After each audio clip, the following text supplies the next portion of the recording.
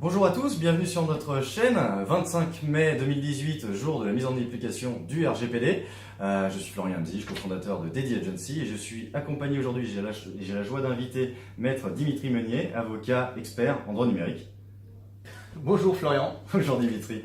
Donc aujourd'hui nous allons voir justement le sujet de mise en conformité des sites web par rapport au RGPD et nous allons dérouler finalement les différents points de notre checklist.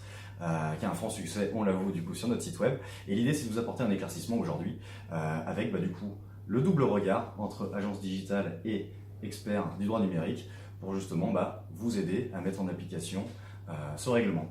Alors Dimitri, nous allons attaquer du coup avec une première étape qui est quand même importante, c'est finalement la mise à jour des contenus informatifs et mentions légales qui sont des contenus, nous on le voit, qui sont des contenus très souvent délaissés finalement par nos clients. Et là, du coup, il me semble qu'il y a déjà une première application importante à mettre en place. Tout à fait, Florian. Je rappelle la définition du RGPD, c'est le Règlement général de la protection des données, donc des données à caractère personnel. Et pourquoi cette réglementation impacte aujourd'hui les sites internet? D'une part parce que ce règlement qui est d'application directe se trouve à être appliqué aujourd'hui, donc 25 mai. Donc à partir d'aujourd'hui, le contexte réglementaire européen donne une obligation aux acteurs économiques et autres qui détiennent des données à caractère personnel de se mettre en conformité. Donc ce qui est le plus visible, forcément, ce sera les sites internet. Donc les sites internet et par lequel on collecte de l'information et notamment des données à caractère personnel doivent être en règle par rapport aux exigences du règlement général de la protection des données.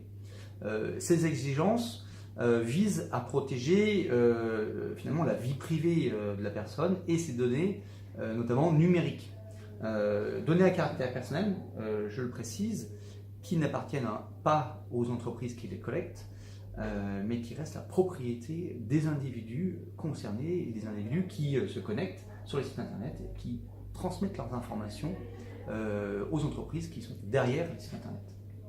Tout à fait, donc du coup il y a effectivement ces contenus qui doivent effectivement être très clairs par rapport justement à ces fameuses collectes qu'on est susceptible d'enregistrer finalement, et puis du coup les différents droits qui s'exercent autour de tout ça. Donc c'est vrai que c'est des contenus qu'il faut absolument revoir, et on a également une partie du site web qui est le bandeau cookie qui avait déjà été mis en place il y a quelques temps, mais là du coup il y a une évolution aussi par rapport à ce bandeau cookie.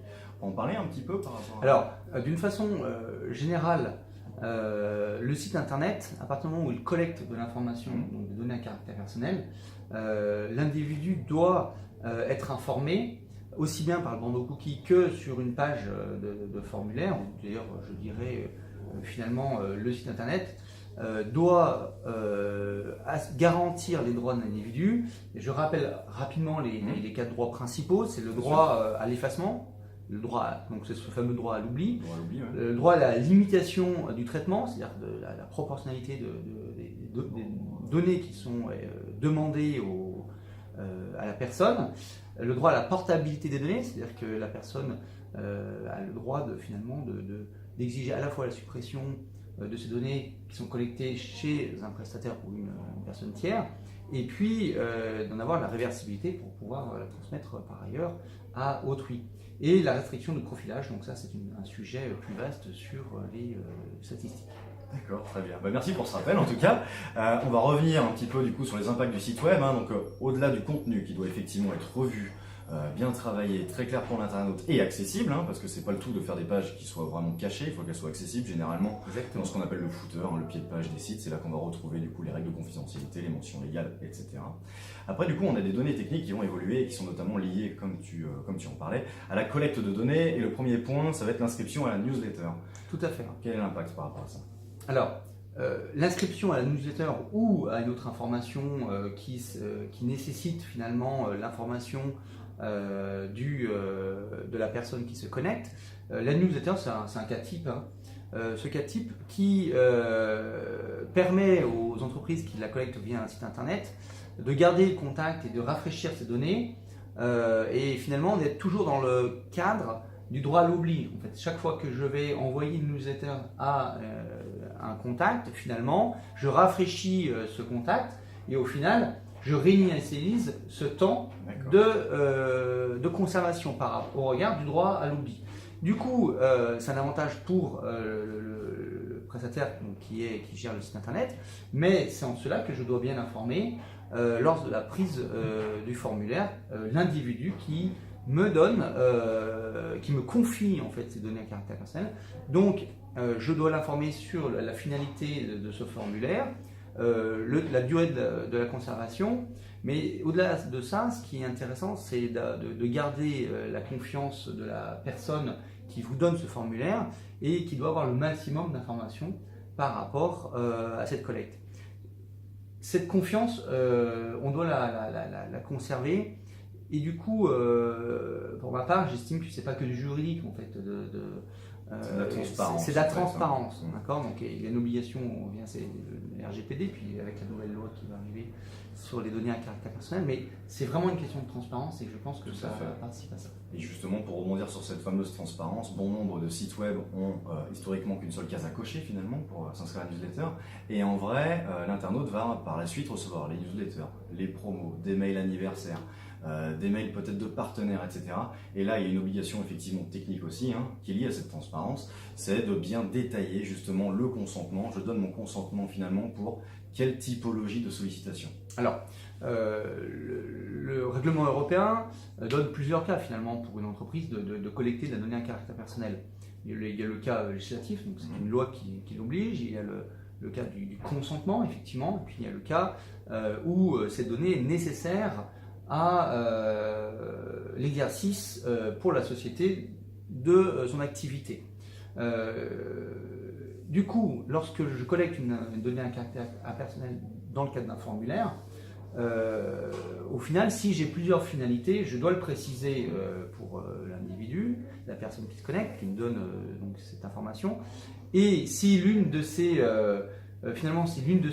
raisons, ces finalités fait que j'ai besoin de requérir le consentement, fait que, en tous les cas, lorsque je recueille l'information sur ce formulaire, forcément, puisque au moins une de ces finalités nécessite le consentement, je vais rechercher le consentement. Et encore une fois, c'est une question de simplicité, autant rechercher le consentement dans le cadre de ce formulaire type qui vise la promotion des services. Tout à fait. Eh bien, écoute, merci en tout cas pour tous ces éclaircissements. Donc du coup, si on résume la checklist, parce qu'il y a quand même plusieurs points, mais si on résume en deux grosses parties, il y a d'abord du contenu, pour être transparent, pour être conforme et pour être très clair aussi et conserver la confiance, j'aime bien ce terme, la confiance du coup avec mes visiteurs et mes clients. Il y a un impact technique sur les sites, pour pourquoi pas mettre à jour du coup techniquement parlant l'accès à ces informations, l'accès libre aux cookies, l'enregistrement des différentes typologies de newsletters, etc. Et après, une fois que mon site web est entre guillemets conforme, je vais avoir un autre élément à travailler qui est ce qu'on appelle le registre des traitements. Alors, effectivement, qui est concerné par ça? Alors,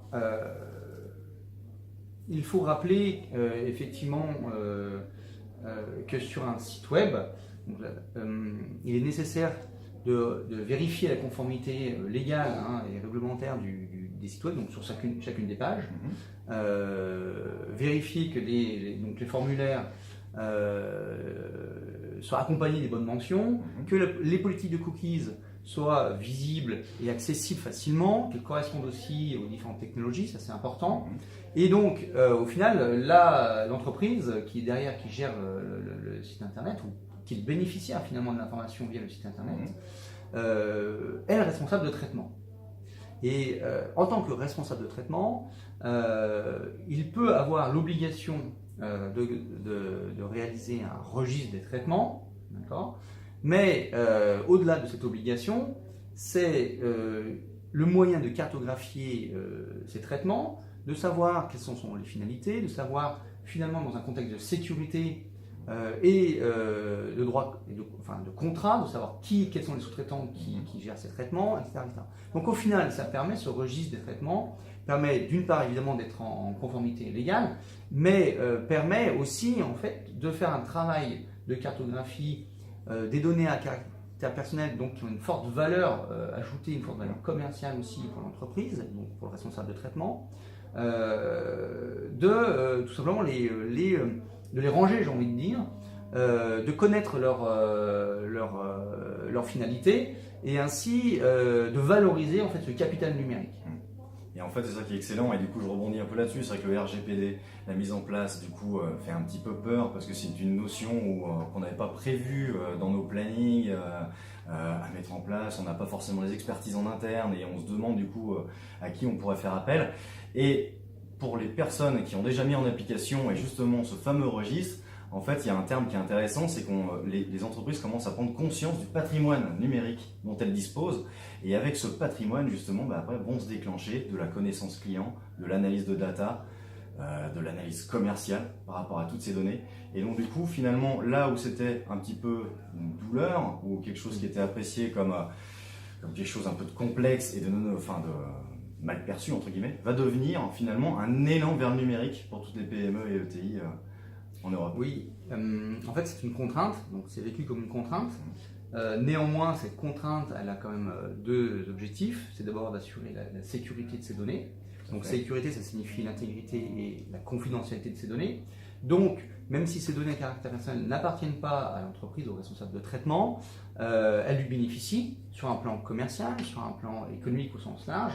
Elles intègrent finalement son capital numérique et grâce à cette contrainte, finalement, l'entreprise va faire un travail d'audit sur son capital numérique et ça va lui permettre de le valoriser. Et les entreprises ont beaucoup de retard, donc les responsables de traitement ont beaucoup de retard sur la bonne appréhension du capital numérique qu'elles possèdent ou qu'elles détiennent, voire qu'elles détiennent, je dirais, au profit d'autrui aussi.